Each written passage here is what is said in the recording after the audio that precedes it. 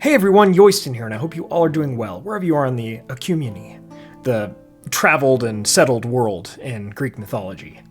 My friends, we are back today with a tier list for the most powerful to least powerful among the Greek gods in the Greek pantheon from the mythology. And this is... I've tried to do a couple takes here. I will say I'm still learning more and more about this mythology, and even though I grew up playing a lot of the games and reading a lot of books, right? Percy Jackson and so forth, having to do with all of this stuff. I will say it came as a surprise on how difficult this kind of was. So I'm taking another shot at it and re-recording it now that I've kind of been through it once. So yeah, I've done this kind of tier list on Men of the West. I'm hoping this is fun for you all, but let me know what you guys think. Do you want to see more tier lists based on power, ranking different pantheons amongst themselves, or even against each other? I'm sure those exist out there. So yeah, I like going through, right, having discussions about these characters, a bit of their lore and backstory, some of their magic weapons and items, and how they rank amongst each other as in terms of power. So without further ado, let's jump right into it, and I hope you all enjoy. Alright, so obviously we have S as the most powerful, A is right after that, right? So S, I would say, is like, they're the rulers, they're the ones that defeated the Titans, right? They're the just these, the ones you think of when you think of Greek mythology. A is like, they mostly impact the other gods or other heroes, or just carry some fundamental primordial force of nature on their backs, whatever it is. B tier is kind of in the middle, where it's like they're powerful, some still very powerful when compared to mortals and so forth, but in terms of the pantheon, they're about the middle. C, we've got they're very powerful when it comes to impacting humans or sometimes minor conflicts amongst the gods. And then D tier is like, they're not really the ones we think of when we think of Greek mythology, because they don't wield a ton of power, still play important roles. Obviously, all of these characters do in the mythology, but they're more the ones that directly impact mortals, more so than the other gods. So I've got some research pulled up here. Let's jump right into it. With Poseidon, we have definitely, I'm not going to hide this one, right? He's definitely S tier.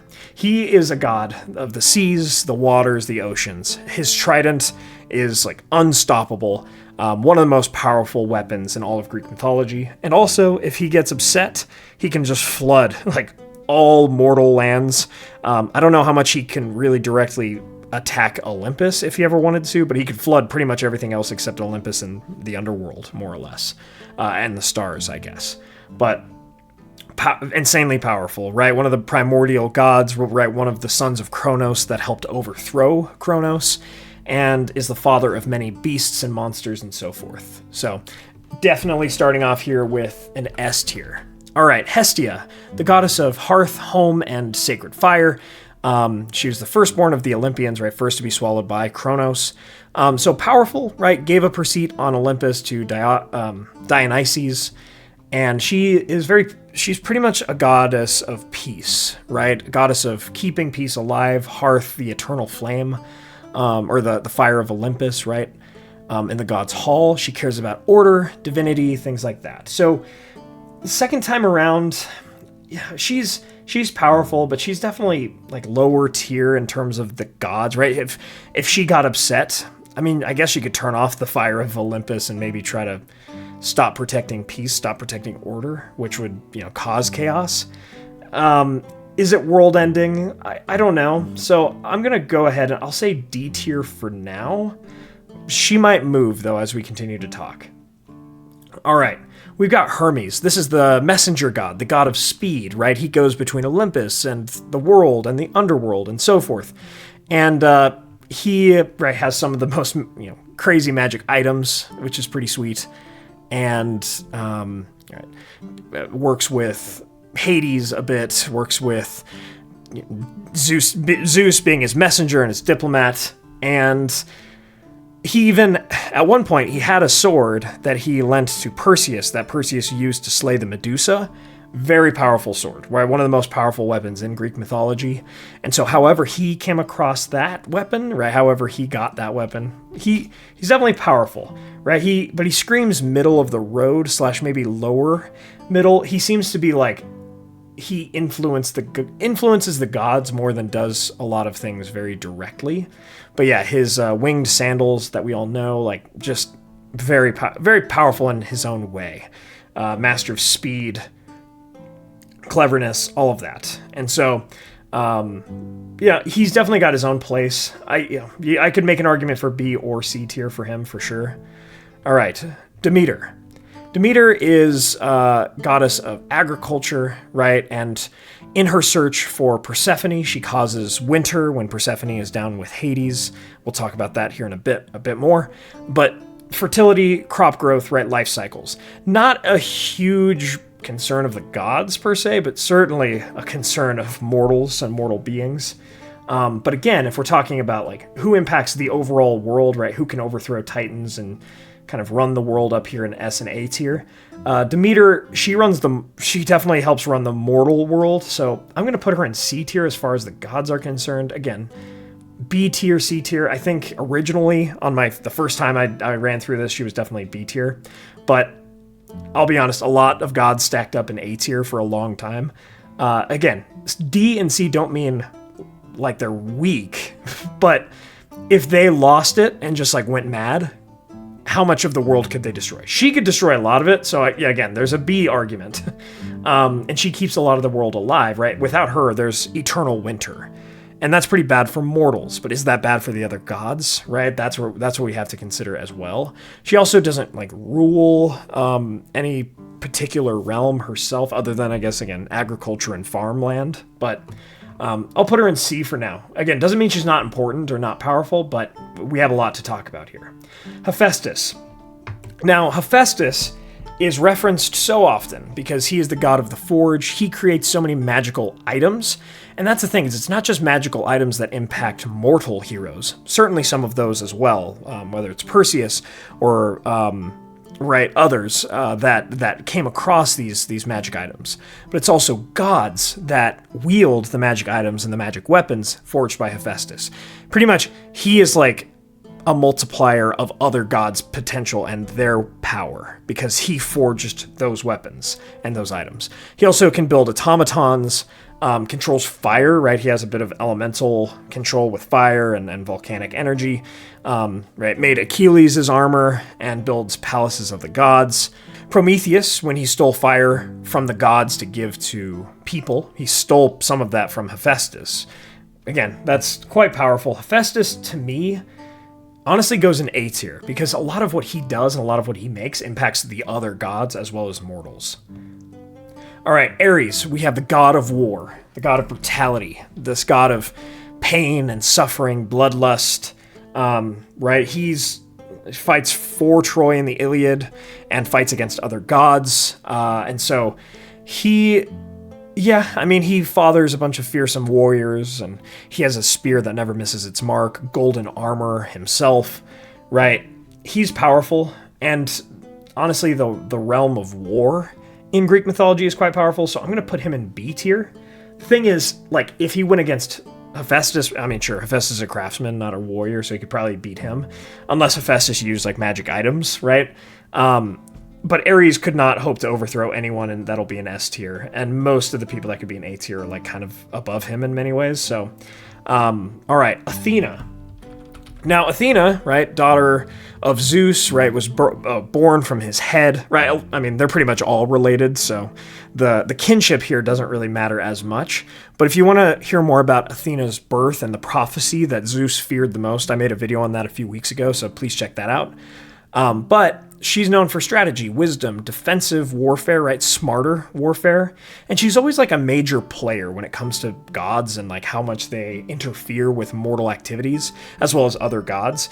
Whenever there's a story, Athena is involved. Like, I swear, in some way. She's just generally involved like a lot. Iliad, Odyssey, even like God of War, even the Percy Jackson books, like even things inspired by Greek mythology, even if it's not mythology itself, she's always around. Now, does that make her powerful? I don't know. she has this power over fate, and so I would say that she is stronger than Ares by just virtue of like how she commands power, but I do think she's on the same level. All right, Aphrodite, we've got the goddess of love and beauty. She, right, can cause irresistible attraction, love, lust, seduction, charm are her domains of power, and problems that come from such things. But I will say, right, even though she kind of helped cause the Trojan War and so forth, and as we even see with gods, they struggle with lust as well, so she has that power over them.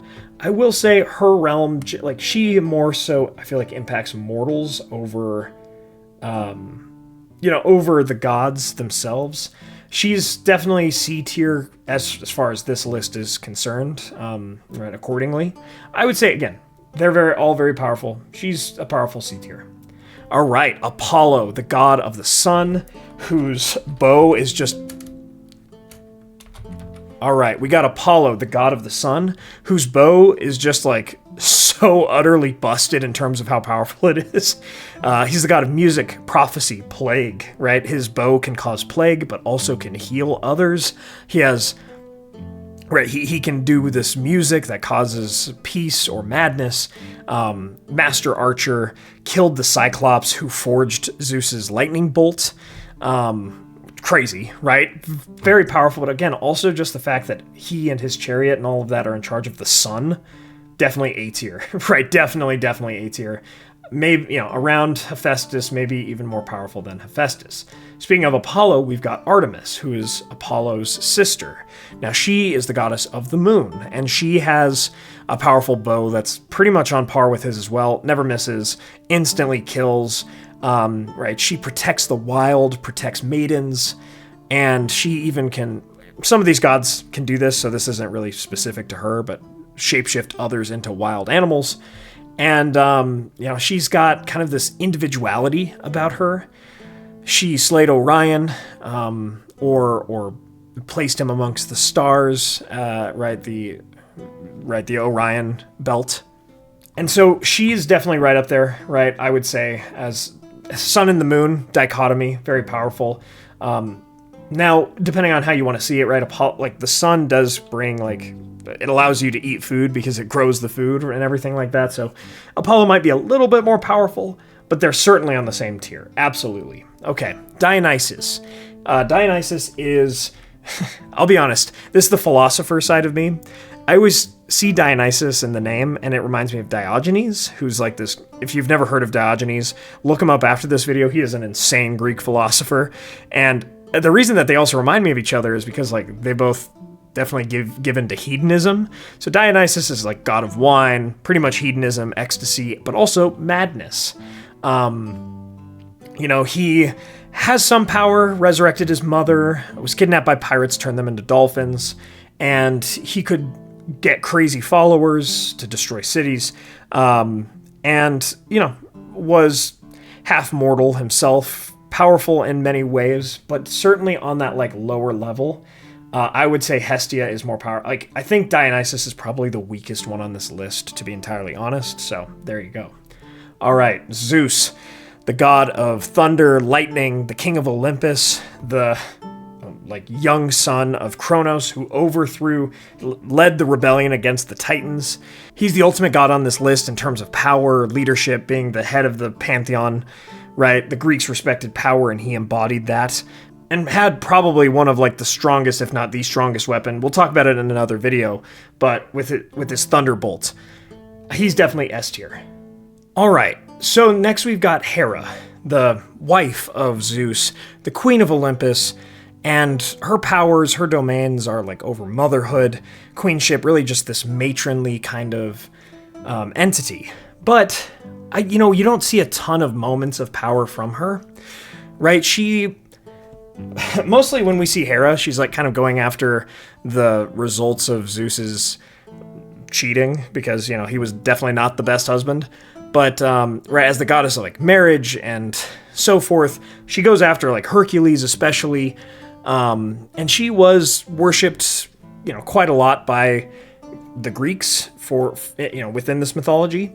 She wields divine beauty, having respect, fear, and manipulates other gods. She is kind of like this master manipulator among the gods. And so, I mean, what I struggle with her is, like, we don't have a lot of moments of, like, just these incredible, world-changing, crazy, powerful events. Now, by many, she is seen as the most powerful woman in Greek mythology.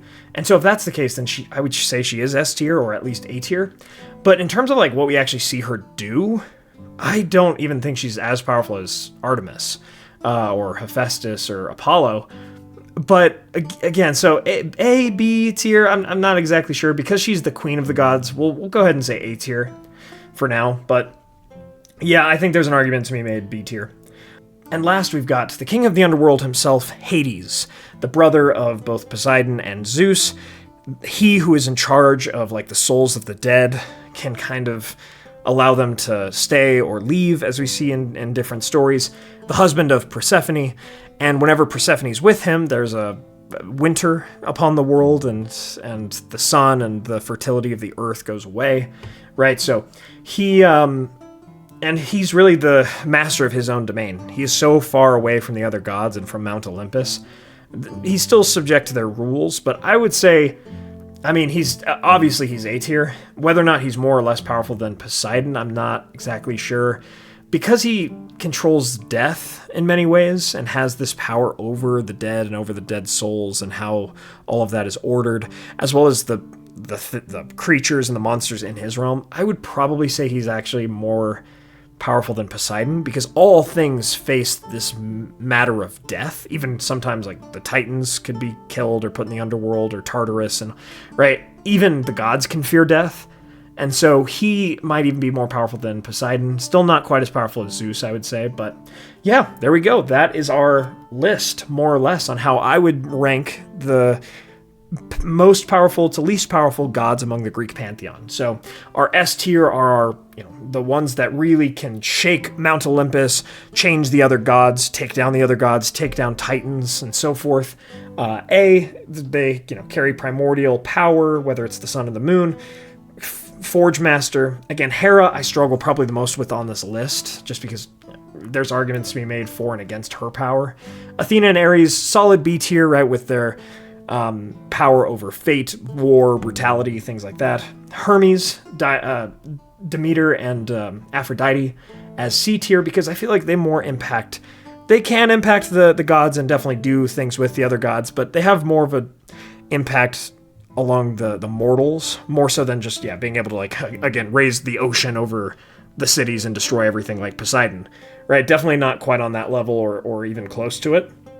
And then Hestia and Dionysus, right? Peace, again, Hestia, you could maybe make an argument she's at least C tier, but she keeps the peace. She doesn't have a lot of power herself, and Dionysus definitely has, like, he's madness and kind of this disorder to Hestia's order. All of this sort of stuff. So that is my list. Let me know what you guys all think. How would you and your list match up to this one? What would you change, or what would you keep, and why? Let me know in the comments below. My friends, thank you all for watching. If you enjoyed this, hit that like button, share this with a friend. Let me know if you want to see more tier lists, or if this is a tired format. I like exploring different ideas through this, and it's really fun to break it down with you all. So just let me know what you'd like to see as we continue forward and talk about Greek mythology and other kinds of mythology. My friends, thank you all for joining me on this adventure. Until the next one.